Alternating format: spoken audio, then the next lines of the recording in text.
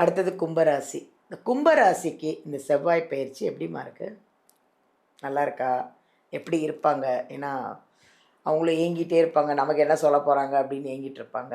சொல்லுங்கள், கும்பராசிக்கு இந்த செவ்வாய் பயிற்சி எப்படி இருக்கு?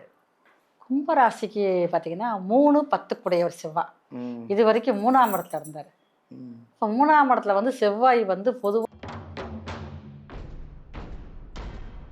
ஒரே வீட்டில் இருப்பாங்க, ஆனால் வேற வேறு துருவமாக மாறிடுவாங்க. ம் அப்படி இருக்கக்கூடியவங்களுக்கு இது வரைக்கும் செவ்வாய் வந்து அப்படி தான் இருந்தார்.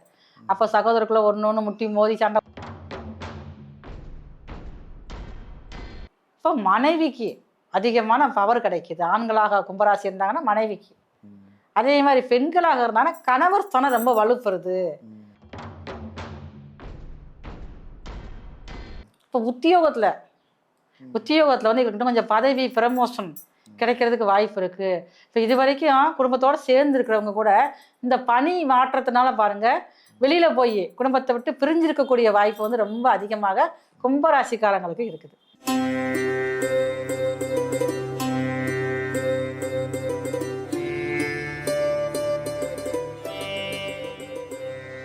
எல்லாருக்கும் வணக்கம். This is Balambika. உலகம் பூரா பார்த்து ரசிச்சிட்ருக்க எங்கள் ஜோதிடர் யுகம் சேனல் அனைவருக்குமே வணக்கம்.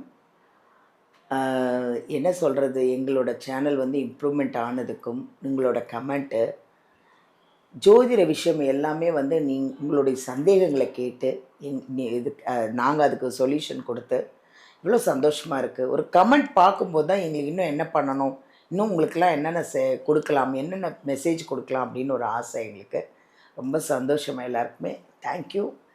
அடுத்தது செவ்வாய் பயிற்சி அப்படின்னு ஒன்று இருக்குது. அந்த செவ்வாய் பயிற்சியில் அந்த 12 ராசிக்கும் எப்படி இருக்கும் அப்படின்னு நம்ம ஜோதிடர் சங்கரேஸ்வரி அம்மா வந்து நம்ம கேட்டு தெரிஞ்சுக்க போகிறோம்.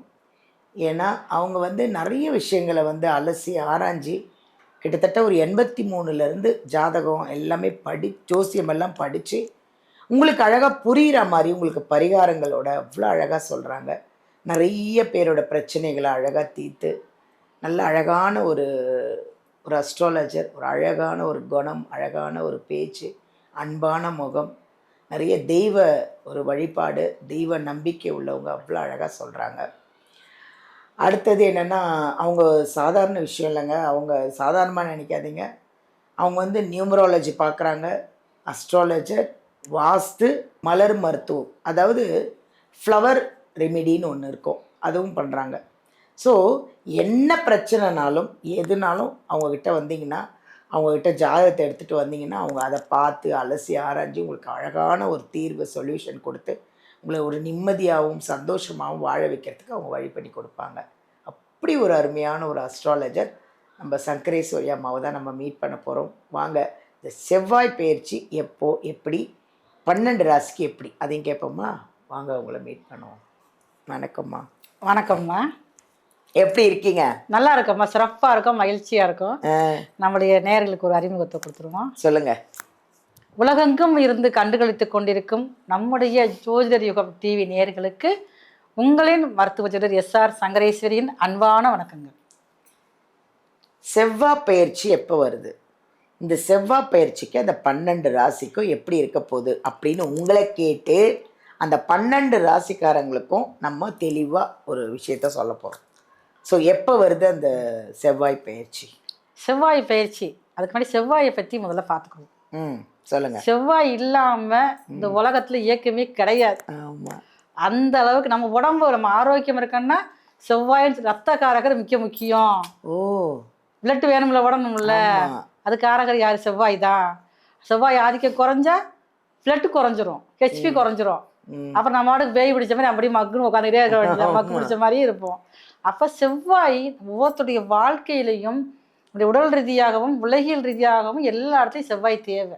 Very good. செவ்வாய் தான் பாருங்க காலபுருஷனுக்கு முதல் ராசியில ஆட்சி வீட்டில் இருக்காரு. அப்போ அதே பாருங்க காலபுருஷனுக்கு 8ஆம் இடமான விருச்சிகத்திலேயே அவர் சொந்த வீடு தான். காலபுருஷனுக்கு 4ஆம் இடம் கடகத்துல வந்து நீசமாகிறாரு. அப்ப இதே இது ஒரு காலபுருஷனுக்கு 10ஆம் வீட்டுல வந்து செவ்வாய் வந்து உச்சபலத்தோட இருக்கிறாரு.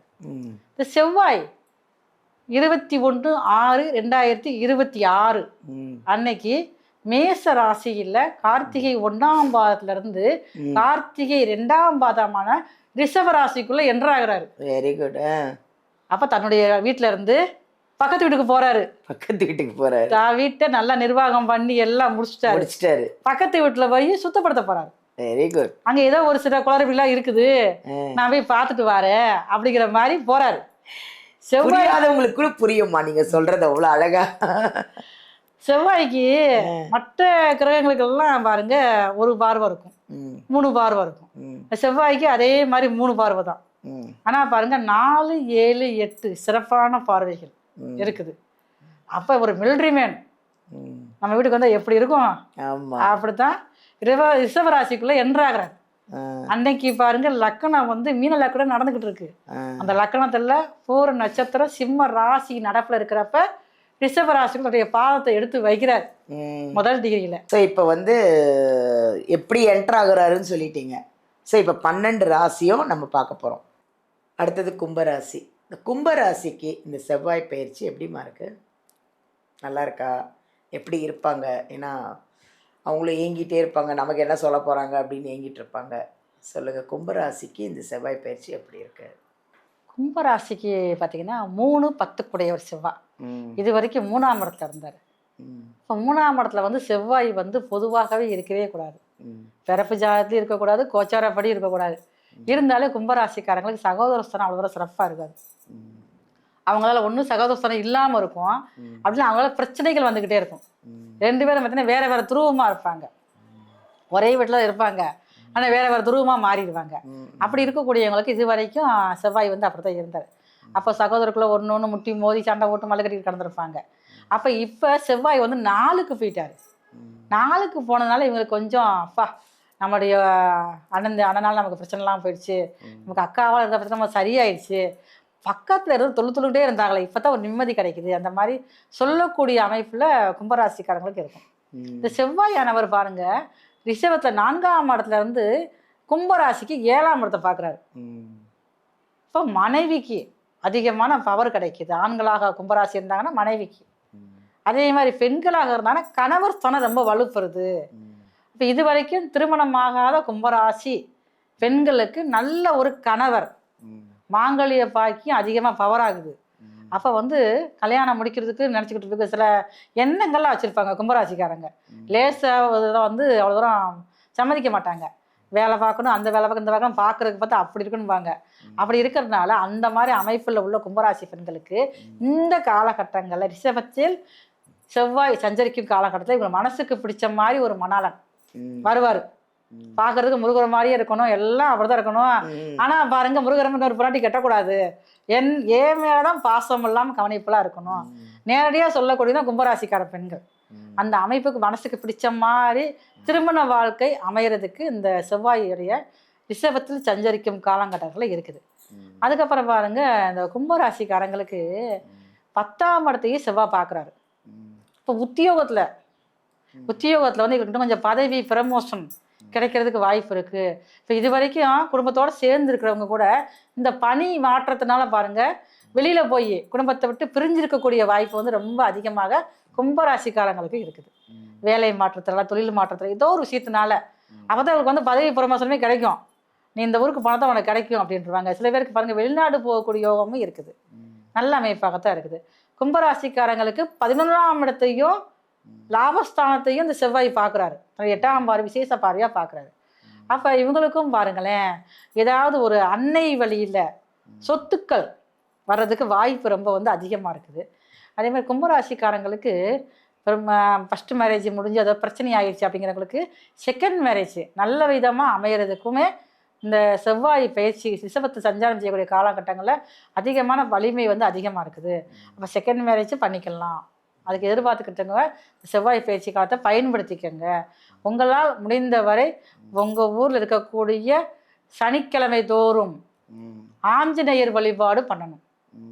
ஆஞ்சநேயரை போய் நீங்கள் கையெடுத்து சனிக்கிழமை காலையில் போய் பண்ணிட்டீங்கன்னா அவருக்கு பிடிச்சது வெறும் வெத்தலை மாலை தான். சீதாதேவி என்ன கொடுத்தாங்க? வெத்தலை தானே கொடுத்தாங்க. அந்த மரத்துக்கெல்லாம் இருந்தாங்க. வெற்றிலை தான் வெற்றியே கொடுக்கக்கூடியது. அதுதான் ஆஞ்சநேயருக்கு பிடிச்சது. 21 வெற்றிலையை நீங்கள் நல்லா உங்கள் கையாலேயே பாருங்கள் மஞ்சள் நல்லா முடிச்சு போட்டு செஞ்சு அதை போய் மாலையாக போடுங்க. சந்தோஷமாக உங்களுடைய கோரிக்கையை அப்படியே ஏற்று செய்யறதுக்கு ஆஞ்சநேயர் தயாரா இருப்பார். தேங்க்யூம்மா, தேங்க்யூ. ரொம்ப ஒரு நல்ல பாசிட்டிவாக சொன்னீங்க கும்பராசிக்கு. தேங்க்யூம்மா. கும்பராசிக்கு ரொம்ப நல்லா இருக்குது, கவலைப்படாதீங்க. இந்த செவ்வாய் பயிற்சியிலேருந்து ரொம்ப ரொம்ப ரொம்ப ரொம்ப நல்லா இருக்குது. கும்பம் அப்படின்னாலே பயம் இல்லை. கும்பம் எப்பவுமே செல்வாக்கோடு தான் இருக்கிறவங்க, அப்புறம் என்னங்க கவலை?